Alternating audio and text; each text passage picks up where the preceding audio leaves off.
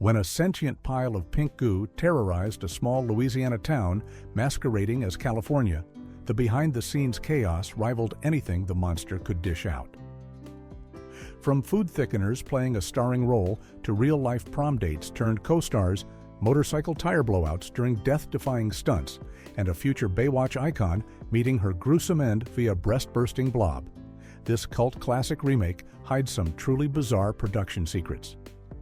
Here are 15 weird facts you didn't know about The Blob, 1988. Fact 1. The Blob was made from milkshake thickener. When special effects supervisor Tony Gardner and his team of 33 artists sat down to figure out how to bring the terrifying pink monster to life in 1988, they faced a unique challenge that no amount of movie magic could easily solve. They needed to create a creature that could ooze, slide, engulf victims, and move in ways that seemed both fluid and menacing, all while maintaining a consistent appearance throughout the entire film. The solution they landed on was surprisingly simple and came straight from your local grocery store's baking aisle. The Blob itself was constructed using silk bags that were carefully filled with methyl cellulose, which is actually a common food additive that most people have probably consumed without even knowing it. This white powder is regularly used as a thickening agent in milkshakes, ice cream, and even some diet foods because it creates that smooth, thick texture without adding calories. The special effects crew discovered that when mixed with water and dyed pink, this food-safe substance had the perfect consistency to simulate the monster's gelatinous, flowing appearance. They affectionately called their creation the Blob quilt because of the way the silk bags were stitched together and filled to create the creature's mass. What made methyl cellulose particularly useful was that it's incredibly slippery when wet, which helped the Blob effects team manipulate it to appear as though the monster was sliding across surfaces or squeezing through tight spaces. The substance also had just enough thickness to hold shapes temporarily, allowing the effects artists to create those disturbing moments where you could see the half-dissolved outlines of victims trapped inside the creature's translucent body. Gardner's team had to work with this material throughout the entire shoot, constantly mixing new batches and refilling the silk bags as scenes required, turning what started as a simple food ingredient into one of the most memorable movie monsters of the 1980s. Fact 2. Two leads. Almost went to Teri Hatcher and Richard Grieco. Before Kevin Dillon and Shawnee Smith became the unlikely heroes fighting off a sentient mass of pink goo, the roles of bad boy Brian Flagg and cheerleader Meg Penny were nearly handed to two completely different actors who would go on to become major television stars in their own right. According to director Chuck Russell's commentary tracks, Teri Hatcher and Richard Grieco were seriously considered for the lead roles during the casting process in 1987. At that time, Hatcher was still a relatively unknown actress working her way through small television roles and had yet to land the part that would make her a household name as Lois Lane on Lois and Clark: The New Adventures of Superman in 1993. Grieco, meanwhile, was just beginning to make waves as Detective Dennis Booker on the hit series 21 Jump Street, which would lead to his own spin-off show called Booker the following year. The casting of Dillon and Smith instead completely changed the dynamic of the film, as Dillon brought a more vulnerable quality to the rebellious motorcycle-riding character of Brian, while Smith's performance as Meg turned what could have been a typical damsel in distress into a resourceful and determined final girl who drives much of the film's action in its second half. Russell has mentioned in interviews that while both Hatcher and Grieco would have brought their own talents to the roles, the chemistry between Dillon and Smith ultimately felt more authentic and grounded for the small-town setting the film required. It's fascinating to imagine how different The Blob might have felt with two actors who were on the verge of major television stardom. But the choice to go with Dillon and Smith helped give the film a more understated and believable quality that serves the story's horror elements rather than overshadowing them with star power. Fact 3. The stars were real-life prom dates. Before Donovan Leitch Jr. and Shawnee Smith became on-screen love interests in The Blob, they had already shared a memorable night together at Hollywood High School's senior prom. Leach, who was a student at the school, invited Smith to be his date for the 1987 prom, which took place not long before they would begin filming the horror remake together. The two young actors hit it off during their prom night, and their real-life chemistry would translate well to the screen when they were cast as Paul Taylor and Meg Penny in the film. What makes this story even more endearing is that Lech was such a gentleman about the whole experience that he wrote Smith a thank you note after taking her to prom, expressing his appreciation for her being his date. Smith was so touched by this thoughtful gesture that she kept the handwritten note for years afterward, holding onto it as a sweet memento of their time together before they became co-stars in what would become a cult classic horror film. The fact that Leach took the time to write an actual thank you note for a prom date shows a level of old-fashioned courtesy that was perhaps uncommon even in the late 1980s. Their established friendship and comfort with each other likely helped create the believable romantic tension between their characters in the film, even though Paul's role would be surprisingly short-lived. Audiences watching The Blob naturally assumed that Paul, played by Leach, would be the male lead throughout the movie alongside Smith's character Meg. However, in a shocking twist inspired by Alfred Hitchcock's Psycho, Paul is brutally killed off early in the film, making way for Kevin Dillon's bad boy character Brian to step up as the real hero. Despite Paul's early exit from the story, the genuine warmth between Leach and Smith in their scenes together remains one of the memorable elements of the film's opening act, rooted in their real friendship that began on a high school dance floor. Fact 4. Reverend Meeker spent 13 hours in makeup for Burns. When actor Del Close signed on to play Reverend Meeker in The Blob, he probably didn't realize he'd be spending more time in the makeup chair than actually filming his scenes. Close had to endure a total of 13 hours of makeup application for burn effects that appear on screen for just a few minutes near the end of the film. The process was split into 2 separate sessions because the character appears with 2 different stages of burns throughout the movie. For the fresh burn makeup, which shows Meeker immediately after being set on fire by a flamethrower accident during the military's failed attack on the Blob, Close sat in the makeup chair for 5.5 hours. The effects team had to carefully apply layers of prosthetics and special makeup to create the appearance of severe, recent burns across his face and body. But that wasn't even the most time-consuming part. For the healed burn makeup, which appears in the film's final scene when Meeker is shown disfigured and mentally scarred while preaching at a tent revival, the makeup process took an even more grueling 7.5 hours to complete. This longer session was necessary because creating the look of scarred, healing tissue required even more detailed prosthetic work and careful application to make it appear realistic. The filmmakers needed both versions of the burn makeup to show the passage of time and the lasting physical damage the character suffered. All of this painstaking work resulted in only a few brief appearances on screen, but the commitment to realistic practical effects was part of what made The Blob's horror elements so effective. Del Close's patience through these marathon makeup sessions helped create one of the film's most visually striking and memorable characters, even if audiences only saw the final result for a fraction of the time it took to create. Fact 5. A triple amputee Vietnam veteran played the melted soldier. One of the most haunting and powerful moments in The Blob comes near the climax of the film, when the survivors encounter a melted soldier who has been partially dissolved by the creature but is somehow still clinging to life.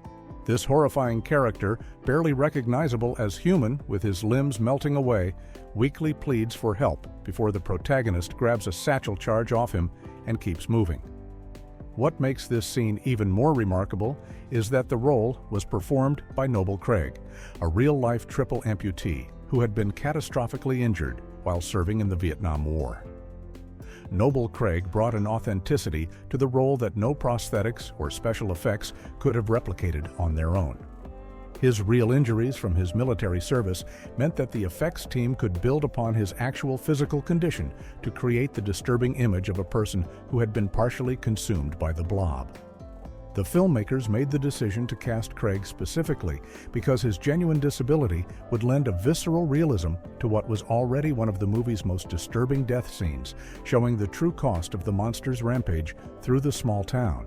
The scene itself is brief but unforgettable, serving as a stark reminder that the Blob doesn't just kill its victims instantly, but can leave them in states of unimaginable suffering. Craig's character appears discarded on the ground, his body grotesquely melted, and his limbs dissolving, yet he's still conscious enough to weakly call out for assistance that will never come. The protagonist's decision to simply take the explosive device and move on, rather than try to help or comfort the dying man, underscores the desperate urgency of the situation and the impossible choices the survivors face. Craig's casting represents an interesting approach to practical effects in 80s horror cinema, where filmmakers often sought innovative ways to create shocking imagery. By working with someone who had experienced real trauma and physical loss, the production added a layer of genuine human experience to what could have been just another monster movie death scene. The result is one of the Blob's most disturbing and memorable moments, made all the more impactful by the courage and professionalism of a Vietnam veteran who brought his own story of survival to the screen. Fact 6. Kevin Dillon hated his mullet.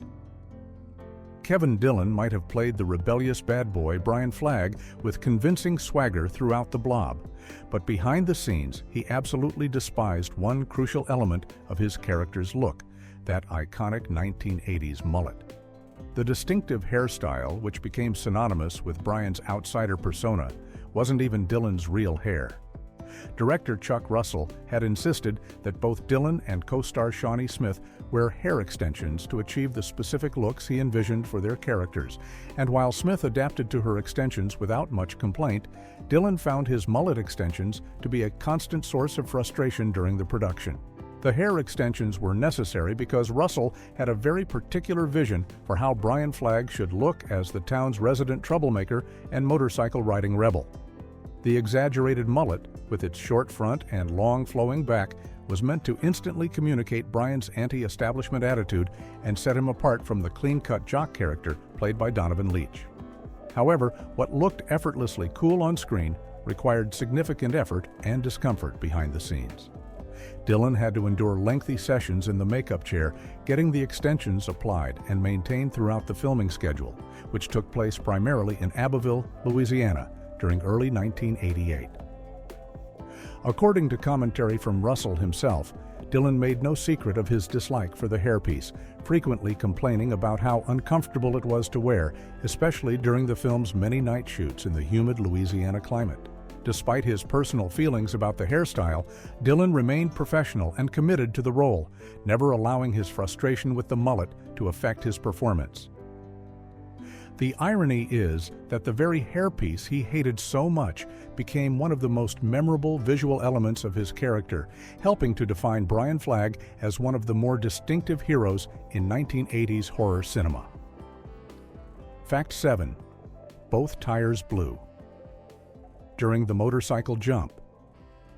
One of the most dangerous stunts in The Blob happened near the end of the film, when Brian Flagg, played by Kevin Dillon, makes a dramatic motorcycle jump to escape from the military and get back into town to warn everyone about what's really going on with the creature. The scene required a professional stuntman to launch the motorcycle off a ramp and sail through the air before landing on the other side, and while the jump itself went exactly as planned, what happened the moment the bike hit the ground was something nobody expected and could have turned into a serious disaster.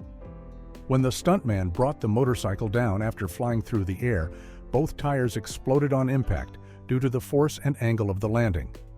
In motorcycle stunts, having even one tire blowout can cause the rider to lose control immediately, usually resulting in a violent crash that can lead to serious injuries or even death. But somehow, against all odds, this stuntman managed to keep the bike completely upright and stable, despite both tires being completely blown out beneath him.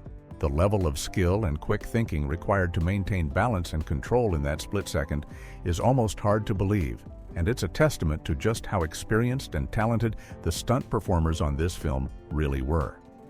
What makes this moment even more remarkable is that the crew decided to keep that take in the final cut of the movie, which means that when you watch The Blob and see Brian's motorcycle jump, you're actually witnessing a stunt that went slightly wrong but was handled so perfectly by the stuntman that it still worked. The fact that he pulled it off without injury and without having to do multiple takes saved the production time and money, but more importantly, it captured a genuinely dangerous and authentic moment that adds to the intensity of that sequence. It's one of those behind-the-scenes stories that makes you appreciate the incredible work that stunt performers do to bring action scenes to life, often putting themselves at real risk to get the perfect shot. Fact 8. The co-writer later made The Shawshank Redemption. If you've ever wondered what connects a killer blob made of strawberry-colored goo to one of the most beloved prison dramas of all time, the answer is Frank Darabont. The man who co-wrote the Blob screenplay with director Chuck Russell in 1988 would go on to become one of Hollywood's most respected directors, particularly when it came to adapting the works of horror master Stephen King. Darabont's journey from writing about a gelatinous monster dissolving teenagers to crafting emotional masterpieces is one of the strangest career arcs in cinema history. Before The Blob, Darabont and Russell had teamed up to rewrite A Nightmare on Elm Street 3: Dream Warriors, which became one of the most successful entries in the Freddy Krueger franchise. That success gave them the green light to make The Blob, and while the film bombed at the box office, it showcased Darabont's ability to blend horror with compelling human drama. What most people don't know is that Darabont's relationship with Stephen King actually began years before The Shawshank Redemption. Back in 1980, a 20-year-old Darabont wrote to King asking for permission to adapt one of his short stories called The Woman in the Room through King's famous Dollar Baby program, where the author allowed aspiring filmmakers to adapt his work for just $1. King was so impressed with Darabont's 1983 short film adaptation that he granted him the rights to another story, Rita Hayworth and Shawshank Redemption, for just $5,000 in 1987. It took Darabont several more years before he felt ready to tackle that prison story, but when he did in 1994, The Shawshank Redemption became a cultural phenomenon that's now regularly cited as one of the greatest films ever made. He followed it up with The Green Mile in 1999 and The Mist in 2007, cementing his reputation as the go-to director for Stephen King adaptations. So the next time you watch Andy Dufresne crawl through that sewage pipe to freedom, remember that the same creative mind once wrote a scene where a guy gets pulled headfirst down a kitchen sink drain by a man-eating blob. Fact 9. Future Baywatch star had a gruesome death scene. Before Erika Eleniak became a household name running in slow motion along California beaches, she met a much darker fate in The Blob as one of the creature's earliest victims.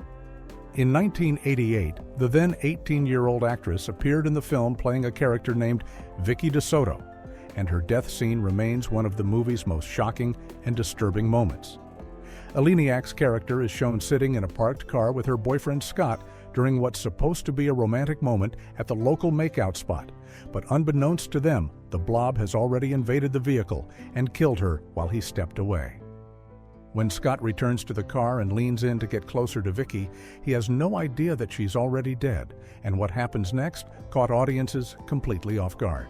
As he reaches toward her chest, the Blob suddenly bursts through her breast, emerging from inside her body in a grotesque display that emphasized just how ruthlessly this remake was willing to go compared to the original 1958 film. The effect was created to show that the Blob had consumed her from the inside out, dissolving her internal organs while leaving her external appearance temporarily intact, which made the reveal even more horrifying for both the character and the audience. Just 1 year after The Blob's release, Eleniak landed the role that would define her career when she joined the cast of Baywatch in 1989 as lifeguard Shawnee McClain, a part she would play until 1992. The contrast between her wholesome, sun-soaked image on Baywatch and her gruesome demise in The Blob couldn't have been more extreme. She went on to appear in other notable films, including Under Siege in 1992, alongside Steven Seagal and the Beverly Hillbillies in 1993. But for horror fans, her brief but memorably disturbing appearance in The Blob remains a cult favorite moment that showcased the film's commitment to pushing boundaries with its practical effects and willingness to deliver truly shocking death scenes. Fact 10. A tank leak destroyed a major deleted scene. One of the most visually disturbing scenes ever planned for The Blob never made it to the final cut, and the reason has nothing to do with censorship or test audience reactions. After Brian's snowmaking truck flips over during the climactic battle with the monster, director Chuck Russell had envisioned a truly nightmarish moment where Brian would look through the truck's window and see all the half-digested bodies of the Blob's victims floating inside the creature's translucent mass as it crept over the vehicle. The scene would have shown recognizable characters in various stages of dissolution, including the villainous Dr. Meadows, giving audiences a horrifying visual reminder of everyone the Blob had consumed throughout its rampage. The special effects team built an elaborate tank setup to film this sequence, carefully positioning puppet corpses inside the Blob material to create the gruesome effect. However, during the actual filming, disaster struck when the tank containing all the Blob fluid suddenly sprang a leak. The precious pink goop that had taken hours to prepare drained out before the crew could capture the shots they needed, and the mess created during the cleanup ate up valuable time on an already tight shooting schedule.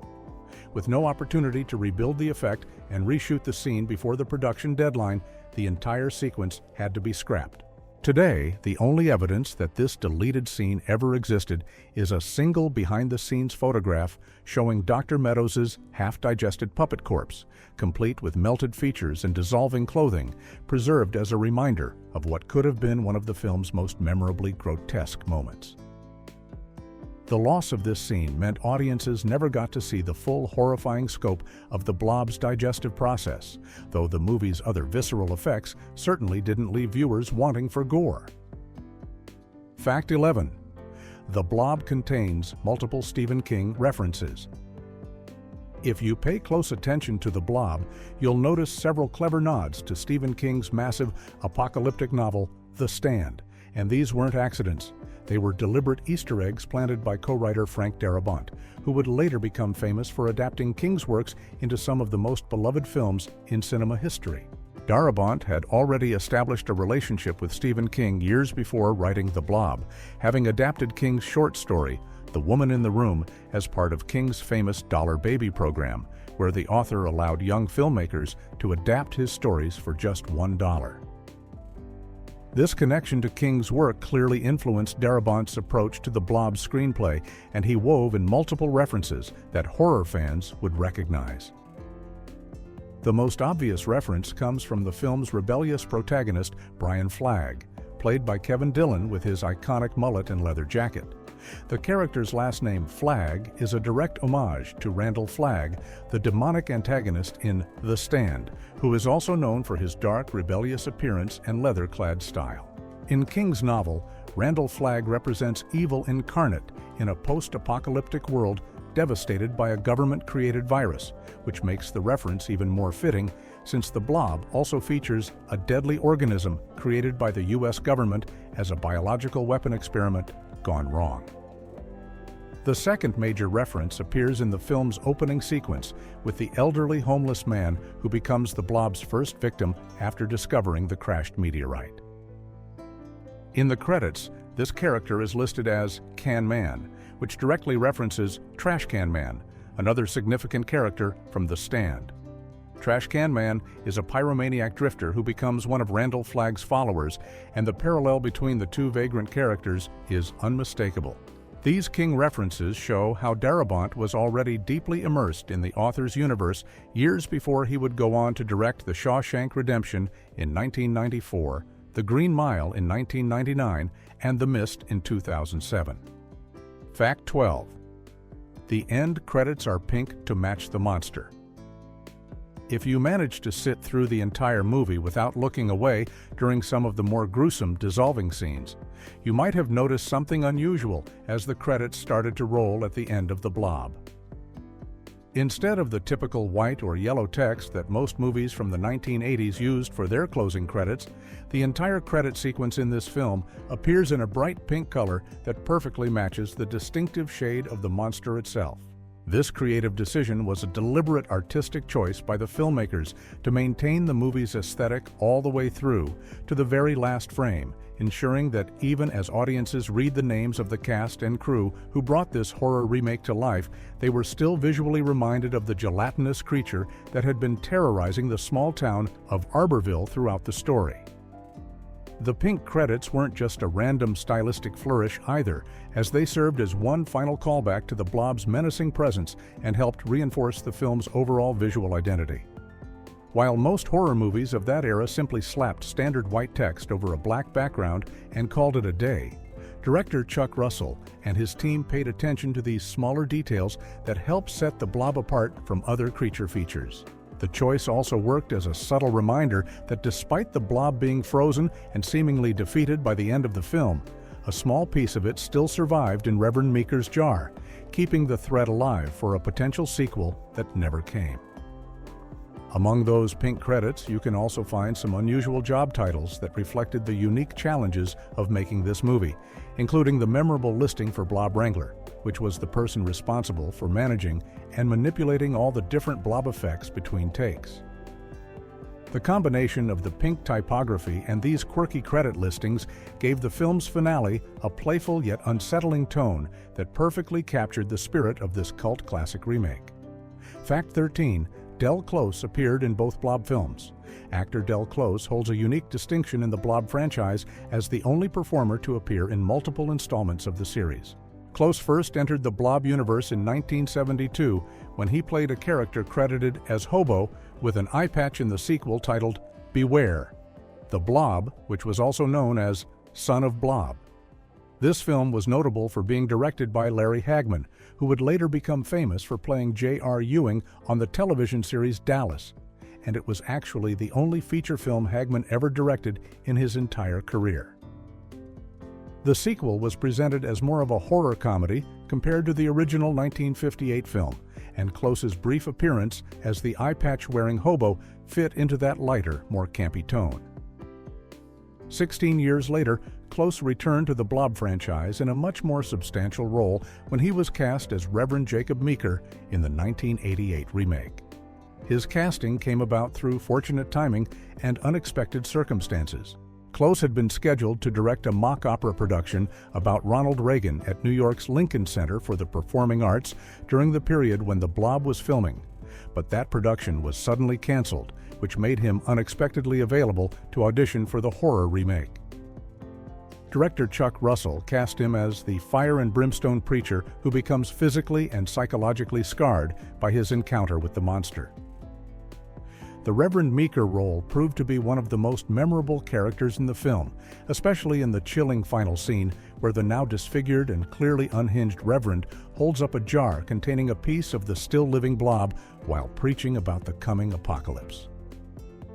Close's performance required him to endure extensive makeup sessions, and his character served as a dark hint that the Blob threat might not be truly over. The fact that Close appeared as an eye patch-wearing character in both films creates an interesting visual connection between the two movies, even though they're separated by 16 years and tell very different stories. Fact 14. The director shocked Shawnee Smith. With a real face? One of the most memorable moments in The Blob happens early in the film when cheerleader Meg Penny discovers her date Paul being slowly consumed by the creature in the hospital. And the genuine terror on actress Shawnee Smith's face in that scene wasn't acting at all, because director Chuck Russell pulled off a sneaky bit of manipulation to get the perfect reaction. The scene required Meg to stumble upon Paul trapped underneath the growing Blob with his face visible through the translucent pink mass. And Russell knew this moment needed to feel absolutely shocking, since it was the audience's first real look at what the monster could do to a human being. The production had created a sophisticated puppet for the later shots in the sequence where Paul's face begins to melt and dissolve. But for the initial moment when Meg first sees him, Russell decided to do something different without telling his lead actress about the change in plans. Instead of using the puppet that Smith was expecting to see, Russell secretly had actor Donovan Leitch Jr. position himself under the Blob effects for the first take, which meant a real human face with real terror in the eyes, was staring back at Smith when she approached. The director deliberately kept this information from Smith during rehearsals and right up until they were ready to shoot, wanting to capture her authentic shock and horror when she realized her co-star was actually trapped under layers of nylon and silk rather than a lifeless prop. The result is one of the film's most visceral moments, with Smith's scream of Paul's name carrying genuine emotional weight because she truly wasn't prepared for what she was about to see. Russell's decision to use enforced method acting paid off beautifully, and that specific take where Smith discovers Leach under the blob is the one that made it into the final cut of the movie, preserving her real reaction for audiences forever. Fact 15. The credits include a blob wrangler. If you stick around through the end credits of The Blob, you'll notice something wonderfully unusual among all the standard job titles, like Director of Photography and Production Designer. There's an actual credit for Blob Wrangler. This isn't a joke or an Easter egg meant to get a laugh from the audience, but rather a genuine acknowledgement of one of the most challenging and unique jobs on the entire production. Someone really did have to wrangle the blob between takes, and it was apparently difficult enough to warrant its own special credit in the final film. The reason this job existed comes down to the incredibly temperamental nature of the practical effects used to create the monster. Since the blob was made from silk bags filled with methyl cellulose, which is basically a food thickener that gets incredibly slippery and unpredictable, the creature effects required constant hands-on management. Between every single take, someone had to physically manipulate, position, and control this gelatinous mass to make sure it was ready for the next shot. The blob couldn't just sit there waiting patiently like a rubber monster suit or an animatronic creature. It was essentially a living nightmare of slippery, oozing material that wanted to go wherever gravity and physics decided to take it. The special effects team, which consisted of 33 people led by Tony Gardner, had to deal with the blob being shot in dozens of different ways throughout the film. Sometimes it was filmed underwater, other times on glass, in tanks, or using miniatures and full-scale sets. Each of these setups required the blob to behave differently, and maintaining consistency in how it looked from scene to scene was one of the biggest challenges the crew faced.